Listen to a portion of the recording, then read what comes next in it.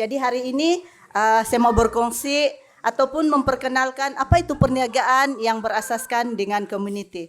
Mungkin di sini kebanyakan kita ada yang berniagakan, tapi kita tidak tahu semada apa jenis perniagaan kita itu. Semada dia berasaskan community ataupun secara persendirian. Jadi itu yang kita mau tengok perbezaan dia hari ini lah. Sekejap saja ini, tidak lama.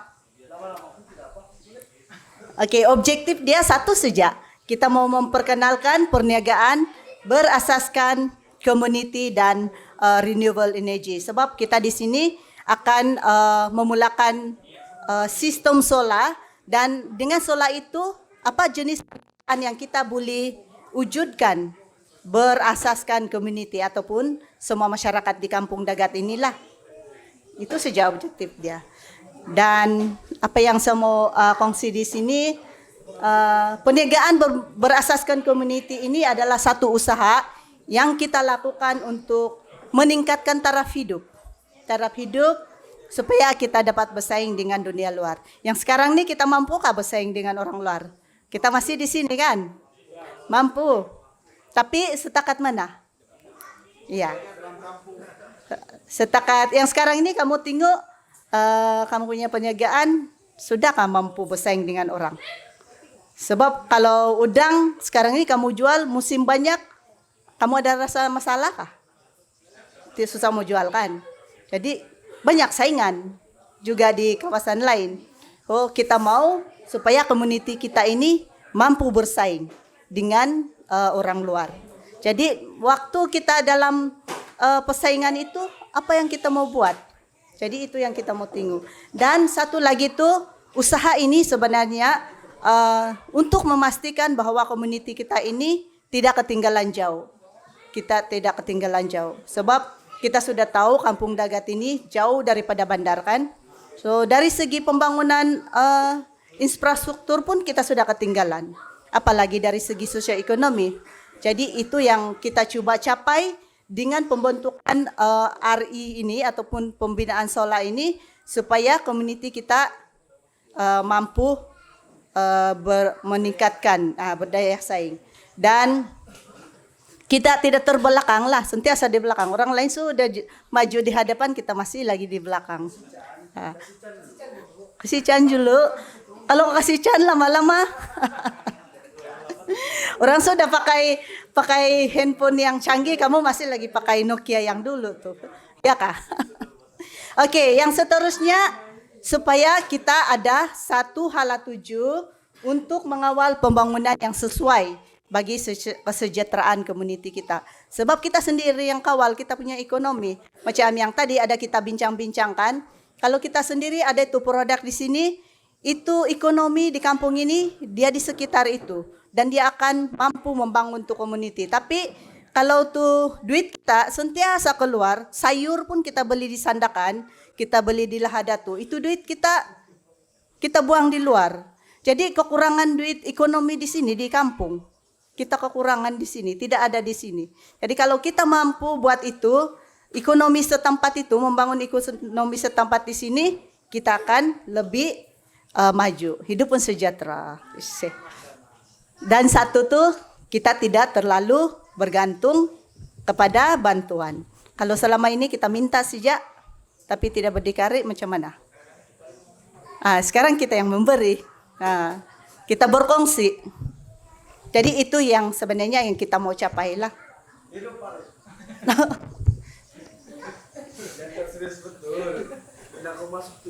Tidak juga saya marah ini. Saya suruh kamu berdiri kalau tidur. Oke, yang satu tuh macam yang Rubin katakan tadi itu, kita mau menambah nilai produk yang ada di kampung kita dengan menggunakan tenaga renewable energy ataupun solar yang kita cadangkan itulah. Jadi kalau kita sudah ada itu, apa yang kita boleh buat? Apa yang kita boleh tambah nilai? Kalau kita tengok sekeliling di sini, sebenarnya banyak sumber yang kita boleh tambah nilai dan kita boleh jadikan tukar dia kepada ini. Kelapa sawit ini pun sebenarnya boleh. Kamu pernah makan membuat kelapa sawit? Pernah. Macam tidak pandai makan, saya nampak ada tuh nak kena potong tidak kena jadi sayur. Kalau saya sudah buat sup. Oke, dan yang satu itu kita mampu untuk membuat keuntungan dan memberi kesan yang positif kepada semua pihak, kepada belia, kepada orang tua, kepada wanita, ataupun lelaki wanita lah, semua akan mempunyai keuntungan yang sama rata, tidak yang keterbelakang. Jadi itu yang kita mau capai, dan kita boleh menghadapi krisis yang kita alami dalam setiap lapisan masyarakat lah. Mungkin sekarang ini kita tengok masalah belia. Apa masalah belia yang kita tengok di kampung kita? Mungkin itu. Jadi bagaimana perniagaan berasaskan community ini kita mampu menyelesaikan masalah yang sosial yang dihadapi itu. Jadi kita mesti mau cari punca atau masalah. Kenapa? Mungkin karena dia tidak suka pergi laut. Tapi apa aktiviti yang kita boleh buat supaya mereka suka dan mereka terhindar daripada penyalahgunaan dada dan juga seks bebas begitu. Jadi itu yang kita mau tengok juga. Krisis itu kita mau tangani. Dan yang paling penting ini dari kemarin lagi karena cakap perniagaan berasaskan community ini sebenarnya kita menggalakkan usahawan-usahawan di kampung ini mencapai konsep 3P. Apa itu 3P? Pandai pun kau baca kan? Okey, yang berkaitan dengan kita punya planet, ini bumi, dan juga manusia di dalam komuniti kita ini, dan keuntungan. Jadi kalau dengan planet, apa yang kita mau buat? Kita mesti pastikan sumber kita sentiasa cukup kan? Kita jaga alam sekitar. Kalau sungai kita tercemar, kau dapat udang kah? Dapat, tapi kalau tercemar, maksud saya ada racun. Itu udang semua mati kan?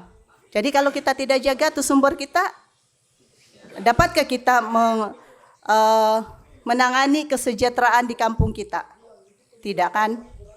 Sebab dia tidak sumber sudah. Tiada pendapatan. Bila tiada pendapatan, banyak perkara yang tidak kita ingini berlaku. Dan mesti juga kalau kita buat tuh aktiviti, kita mesti juga ada keuntungan. Tapi keuntungan itu dia seimbang dengan penjagaan sumber, kesejahteraan sosial di komuniti, dan akhirnya kita mendapat keuntungan. Dan macam yang kita katakan kemarin, selalu si Bani pun ada cakap. Dia cakap 3 orang asal ini ataupun kita sebagai orang asal, kita mengamalkan sistem Gompi Guno.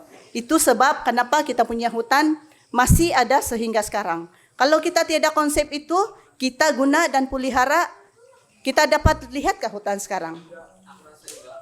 Yang kita tengok apa? Sawit.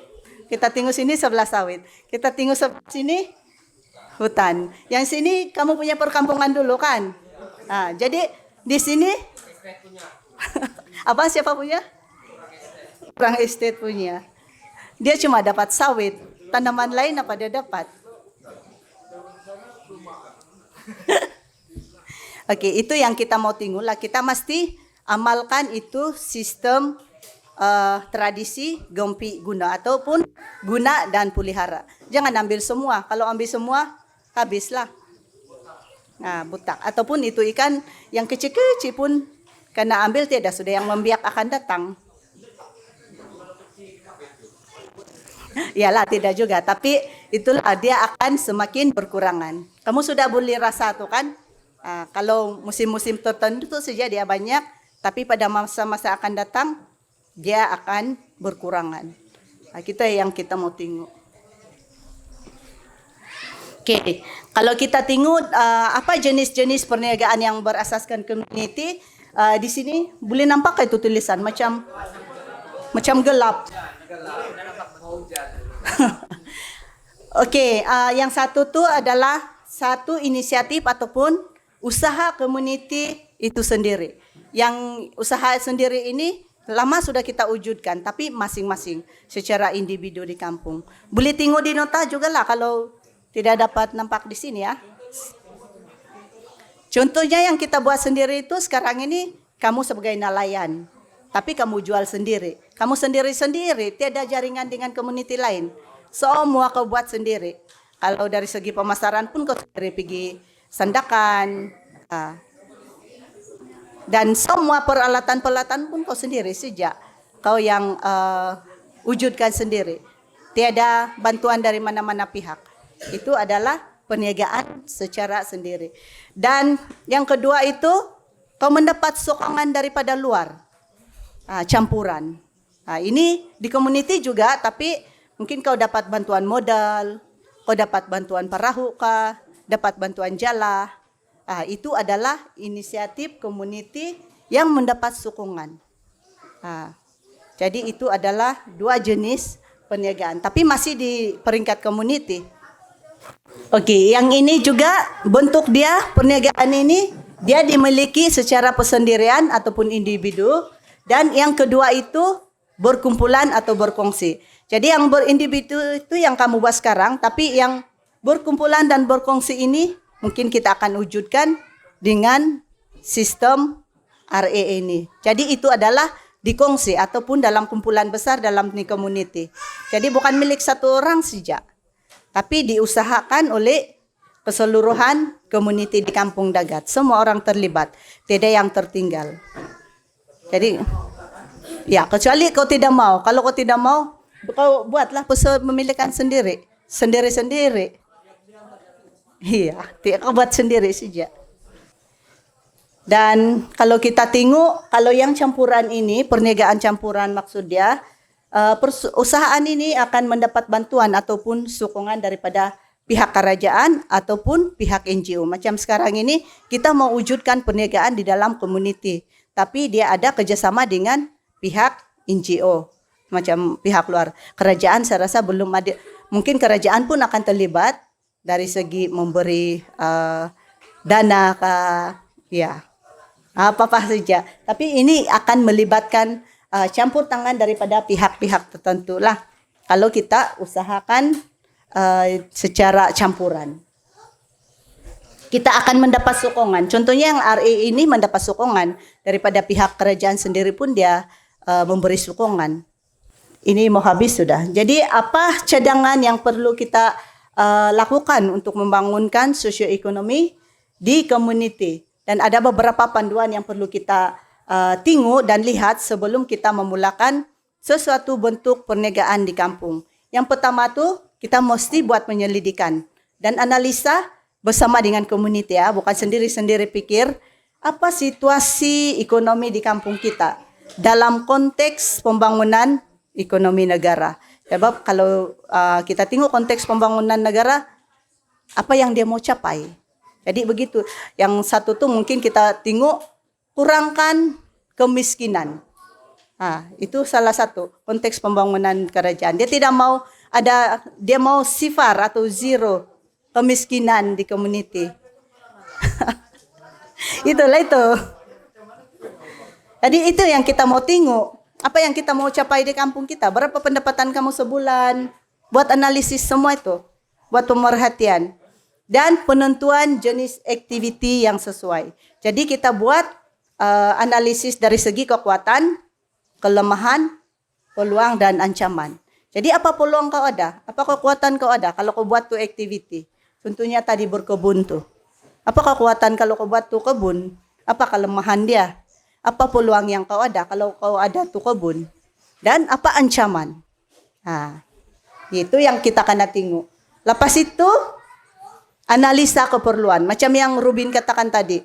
Kalau kita di RA nanti, kau boleh tengok apa keperluan kamu. Kalau kamu mau buat bebula ikan, apa keperluan yang kamu perlu supaya tu bebula ikan jadi bebula udang? Apa yang kamu perlu kalau untuk itu? Kalau mau proses, pisau, apa lagi? Garam, tepung, semua itu kena senaraikan apabila kita mau pilih. Jadi mesti kau tahu, jangan tertinggal apa keperluan, satu pun keperluan. Sebab kalau tidak itu akan cacatkan kita punya perancangan. Dan penubuhan kumpulan. Nah, itu saya rasa kamu sudah buat tadi, sudah ada kumpulan kamu dan sudah ada orang ataupun EJK yang bertanggung jawab untuk melaksanakan kita punya activity kan. Kecuali ada penambahan dan ada keperluan lain. Dan mesti ada perancangan dalam pelaksanaan dan pengurusan. Kita mesti ada work plan ataupun jadwal. Bila kamu mau keluarkan. Contohnya bebula ikan tuh musim banyak kamu boleh proses dia jadi bebula udang. Kalau dia musim sedikit kamu boleh jual tuh bebula ikan, udang. Ya, jadi mesti ada perancangan yang teliti dan bagaimana kamu urus itu aktiviti supaya dia berjalan lancar. Dia tidak akan kadang-kadang terbengkalai ataupun akan mencacatkan kamu punya perjalanan itulah. Dan mesti membuat penilaian dan juga renungan. Setiap kali kamu menjalankan itu aktiviti, buat renungan. Kalau kamu gagal, buat penilaian. Kenapa? Kenapa itu berlaku? Jadi itu mesti penilaian dan renungan itu. Dan seterusnya mengembangkan itu produk di itu kampung. Kalau kamu sekarang ada udang sejak, kamu kembangkan kepada beberapa produk. Supaya orang tidak bosan untuk membeli kamu punya produk. Dan yang satu tuh memanglah memperbaiki dasar kerajaan. Kalau sekarang ini kalau kita mengharapkan bantuan, tapi mungkin ada sesuatu yang lebih kita perlukan, kita boleh ubah itu dasar supaya dia lebih mendapati aspirasi kita di community.